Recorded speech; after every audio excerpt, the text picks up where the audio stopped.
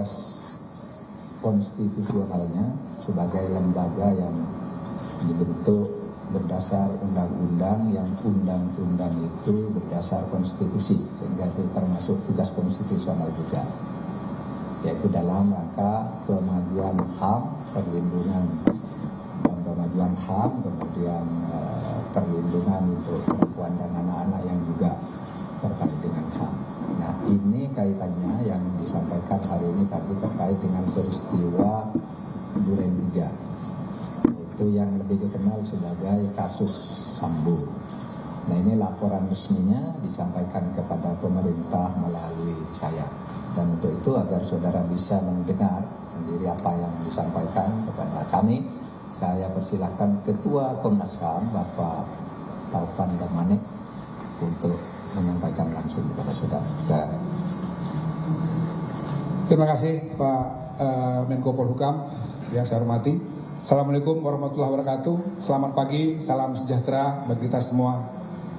Kami tentu saja mengucapkan terima kasih kepada Bapak Menko mewakili pemerintah Republik Indonesia, karena sesuai dengan Undang-Undang 39/1999 untuk isu-isu atau kasus-kasus hak asasi manusia tertentu yang diselidiki oleh Komnas HAM, memang ada kewajiban dalam undang-undang tersebut untuk kami menyerahkan laporan kepada Presiden Republik Indonesia, dalam hal ini diwakili oleh Bapak Menko, dan nanti juga kepada DPR RI. Teman-teman sekalian dan seluruh masyarakat yang menyaksikan acara ini, sebagaimana kami sampaikan tempo hari, laporan ini adalah laporan Komisi Nasional Hak Asasi Manusia. Dalam beberapa isu tertentu kami memang meminta bantuan kepada Komnas Perempuan untuk memperkuat laporan kami. Kami tentu akan menyampaikan secara umum laporan kami. Yang pertama, dari seluruh penelusuran, investigasi, pengumpulan fakta, data, permintaan keterangan yang sudah kami lakukan beberapa waktu terakhir, kami berkesimpulan, pertama, bahwa telah terjadi extrajudicial killing yang dilakukan oleh dalam hal ini Saudara FS terhadap almarhum Brigadir Joshua. Yang kedua, kesimpulan kami yang kami sangat yakin adalah telah terjadi secara sistematik apa yang kita sebut sebagai obstruction of justice, yang sekarang juga sedang ditangani oleh penyidik maupun tim sus Mabes Polri. Dari dua kesimpulan pokok itu, maka kami percaya pengenaan pasal 340 yang dilakukan oleh penyidik itu dikunci oleh dua kesimpulan ini. Artinya terduga yang sebentar lagi mungkin akan maju ke pengadilan, kami berharap melalui prinsip fair trial, majelis hakim bisa memberikan hukuman yang seberat-beratnya atau yang setimpal kepada apa yang dilakukan sebagai satu tindak pidana. Itu kesimpulan kami.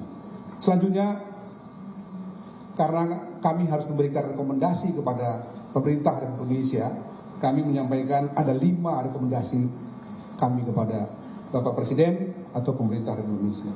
Yang pertama, kami meminta untuk melakukan pengawasan atau audit kinerja dan kultur kerja di Kepolisian Republik Indonesia untuk memastikan tidak terjadinya penyiksaan, kekerasan atau pelanggaran hak asasi manusia lainnya.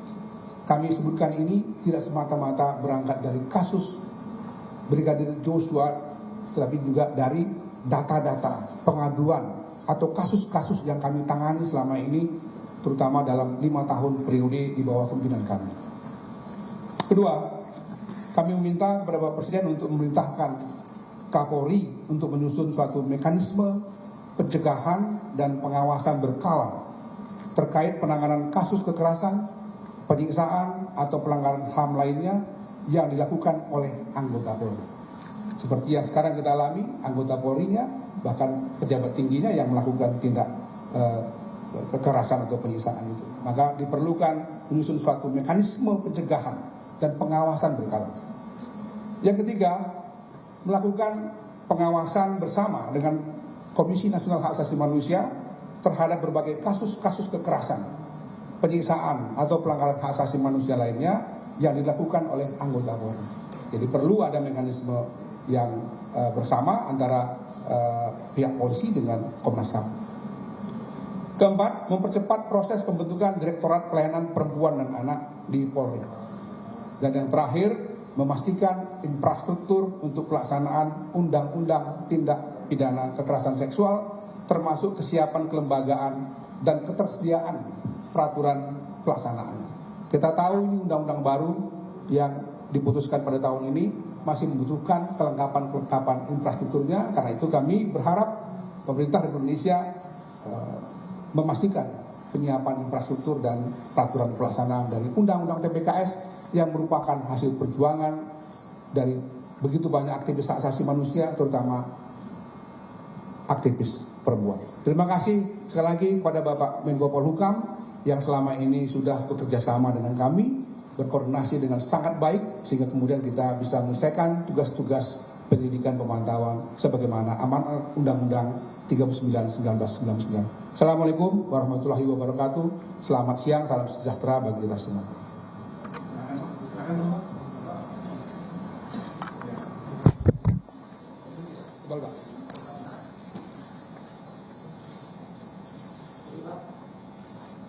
Bang ada sini Pak. Ada yang mau tanya? Cukup ya? Pak, mau nanya dong Pak. Ini tanya apa? Kasih. Siapa? Silakan, kamu itu. Bos kalian ya Pak.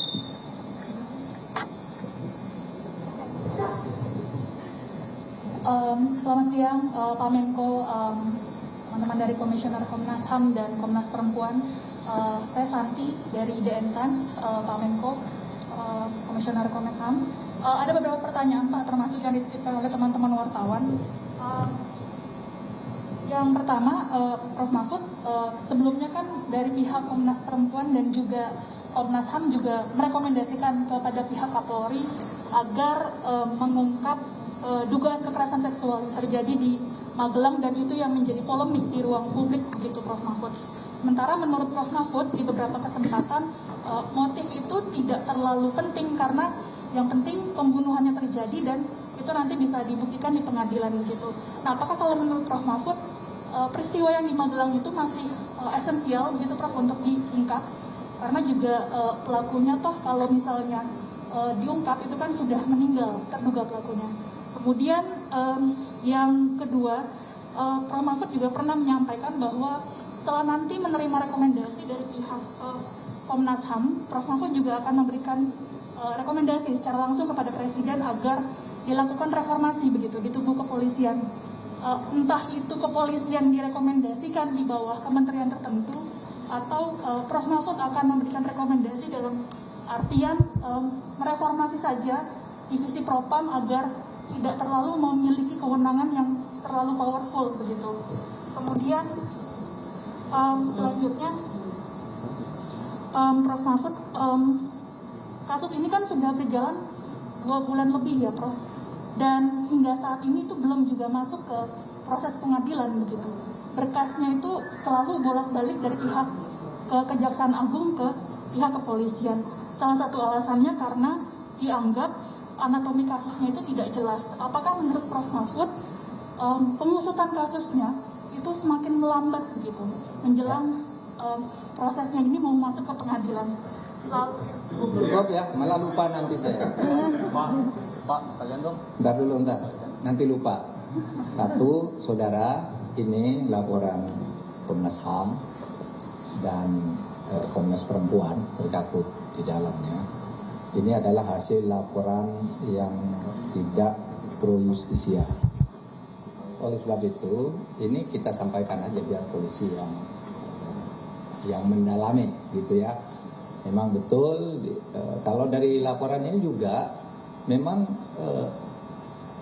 sudah jelas tuh perencanaan pembunuhan pasal 340 dan 38, sehingga kalau Sambo itu tidak bisa mengelak. Nah, soal motif itu tidak harus ada, tapi boleh ada juga. Kadang-kadang kan hakim ingin tahu juga, karena kan motif itu apakah pelakunya ini orang sehat atau orang gila kan gitu.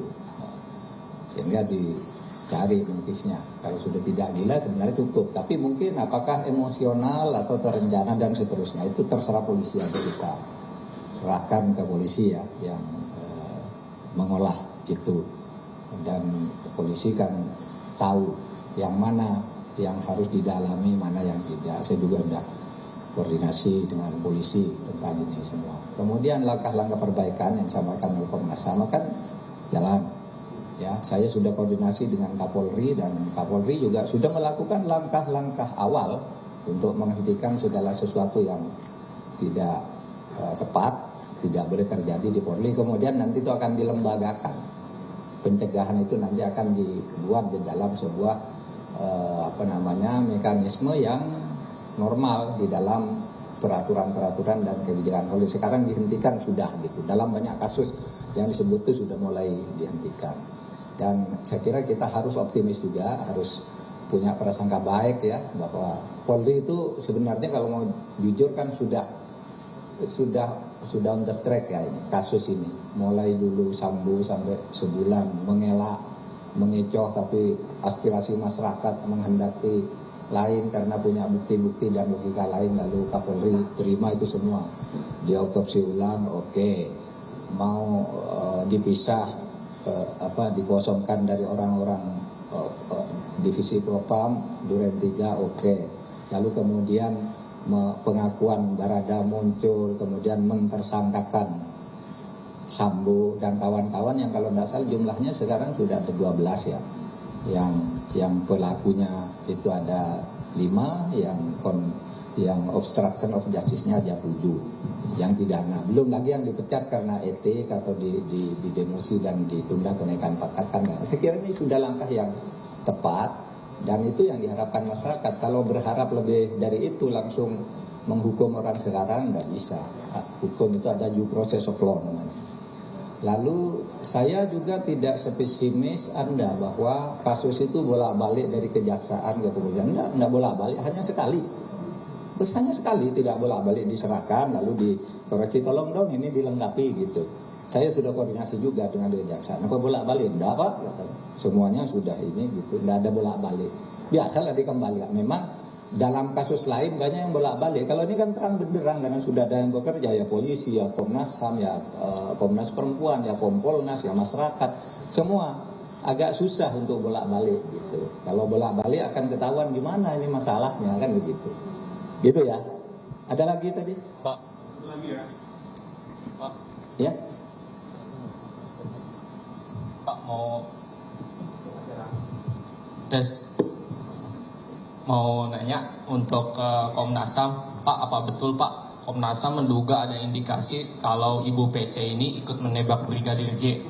Lalu untuk Pak Mahfud, mau nanya yang lain Pak. Pak, ini kan sedang ramai juga ada hacker Jorka Pak ya, yang diduga melakukan peretasan atau doxing ke pejabat pemerintahan atau negara gitu. Ini si hacker ini bakal diburu atau gimana nih Pak ya? Dan diduga hacker ini orang Indonesia atau orang luar ya? Terima kasih. Saya kira kalau Anda menonton dengan baik ya, saya katakan wawancara Rossi dengan saya, Anda harus memahami logical thinking. Kenapa saya memunculkan pandangan seperti itu? Jadi bukan dikutip saja begitu, tapi memahami logical thinkingnya. Bahwa saya yang paling pokok adalah menginginkan penyidik memastikan, terutama peristiwa penembakan itu, siapa sesungguhnya melakukan penembakan. Dan saya kira penyidik sedang bekerja dengan sangat luar biasa untuk memastikan itu. Saya kira itu jawaban dari saya. Iya, soal bocornya data data negara lah. Itu nanti masih akan saya pastikan bahwa itu memang terjadi. Saya sudah dapat laporannya dari BSSN, kemudian dari analisis deputi 7 saya, terjadi di sini. Tetapi itu bisa juga sebenarnya bukan data yang sebetulnya rahasia yang bisa diambil dari mana-mana, cuma kebetulan sama gitu. Nah, oleh sebab itu nanti masih akan didalami. Pemerintah masih akan merapat tentang ini. Jadi belum ada yang membahayakan dari isu-isu yang muncul itu kan, itu yang sudah ada di koran tiap hari. Wah ini ingin jadi presiden, ini begini, ini gini. Kan cuma itu aja. Nggak ada yang rahasia negara itu kalau saya baca dari yang beredar itu. Sehingga itu bisa saja kebetulan sama dan kebetulan bukan rahasia juga, barangkali cuma dokumen biasa yang terbuka itu. Tetapi itu memang terjadi. Ya, misalnya di Dukcapil ada, di macam-macam lah di beberapa tempat. Gitu aja ya. Oke. Cukup. Makasih Pak. Makasih. Pak,